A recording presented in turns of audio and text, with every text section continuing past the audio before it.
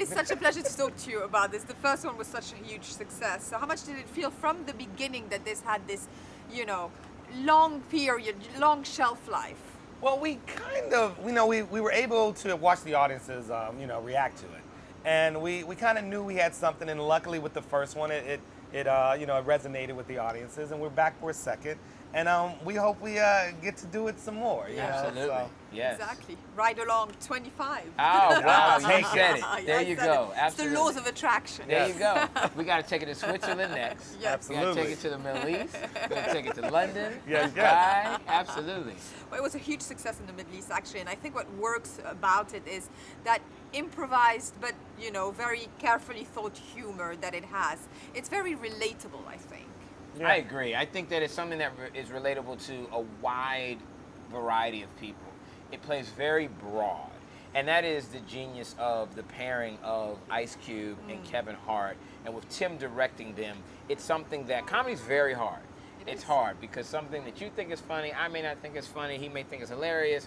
But at the end of the day, you need something that everybody can kind of say, you know what, I enjoyed that, it's funny. And that starts with being invested in the characters. And I think that you get invested in Kevin Hart and Ice Cube and their dynamic, and that's what makes the ride so fun. Yeah, no, absolutely. And they have different comedic timings, and I think if they had the same, it wouldn't work as well, no, right? It's the yin and the yang of it all. Absolutely. It's that juxtaposition of opposites that makes it work. Which is the one most prompt to improvise and make your day longer? We're talking now about producer point of view. It would probably, look, Kevin improvs and the cool thing about it is Cube goes right with him. But Kevin will sometimes extend your day, but he's so good at what he does, and that's why we kind of look for that magic from both of them, that they just give us stuff that we weren't planning to do. And there's often many times where we just have to let it happen, because that's what's made the two films so funny, is what they bring to it naturally. Absolutely, and we speak about the comedy a lot because obviously it's the main element, but it's also an action movie. Furious 7 would pale in comparison. How much are we talking about in terms of big production, and how much of a headache comes with it? Well, Will told me we had to make it bigger. Yes, I did. So he let me come to Miami and give me some more toys. Tim had more toys this time. We have helicopters and speedboats and car crashes and car chases and Absolutely. all set against the backdrop of the ocean, and great bridges and Lamborghinis and sexy women and men. I mean, it's that kind of a movie.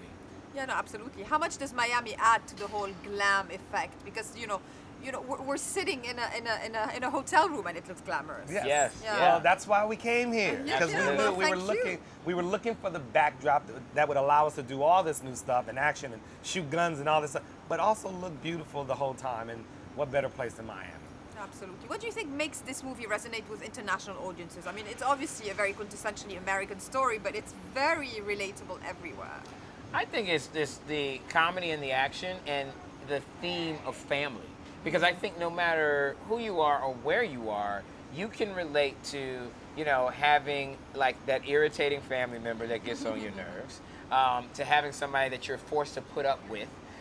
You can also, the action plays very big, and you don't have to, that works in any language. The physical comedy, Kevin Hart standing up on a table and smacking his head into a ceiling fan and getting thrown back 6 feet. That's funny anywhere you play it. I mean, that is just, that's just a good time. And this movie is a good time. And a groom fighting with his wedding planner is something really totally hilarious, isn't it? That's absolutely. Groomzilla. Yes, Groomzilla. That is definitely what he is. And finally, were you taking into account what the fans loved about the first one and infused it in the second one, or you wanted it to be completely fresh?